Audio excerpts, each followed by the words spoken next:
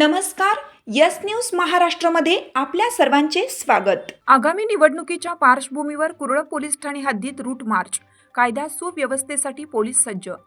कुरळ police Thane हद्दीमध्ये आगामी जिल्हा परिषद व पंचायत समिती निवडणुकीच्या अनुषंगाने कुरळ, एलूर, कुंडलवाडी, तांदुळवाडी, ऐतवडी खुर्द, चिकुर्डे, वशी, एडेनिपाणी या गावामध्ये दंगा काबू व कायदा सुव्यवस्था राखण्यासाठी रूट मार्च घेण्यात आला.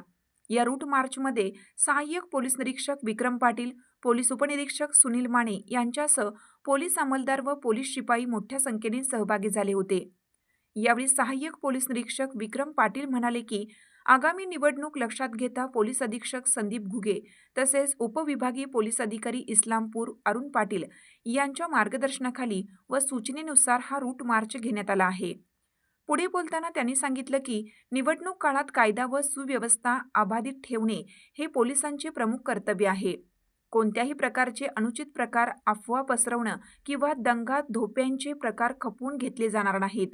नागरिकांनी निर्भय वातावरणात मतदान करावे तसेच कोणतीही संशयास्पद हालचाल आढळल्यास तात्काळ पोलिसांशी संपर्क साधावा असे आवाहन त्यांनी केलं. तसेच निवडणूक आचारसंहितेचे काटेकोर पालन करावे.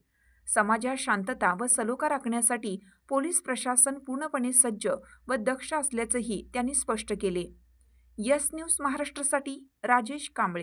आज रोजी कुरळ पोलीस ठाणे हद्दीत जिल्हा परिषद व पंचायत समिती निवडणुकीच्या अनुषंगाने कुरळ पोलीस ठाणेकडून माननीय पोलीस अधीक्षक संदीप घुगे सर यांच्या सूचनेनुसार माननीय DYSP अरुण पाटील सर यांच्या मार्गदर्शनानुसार आम्ही दंगा योजना काबू कुरळ पोलीस ठाणे हद्दीत राबवत आहोत.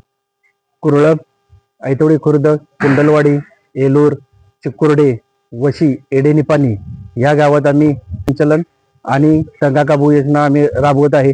सर्वांनी पोलिसांना सहकार्य करावं, शांतता अबाधित राखावी, कोणीही कायदा सुव्यवस्था बिघडू नये असे आम्ही आवाहन करत आहे. तुमची साथ आमची. यस न्यूज महाराष्ट्र चॅनलला लाईक करा व सबस्क्राईब करायला विसरू नका.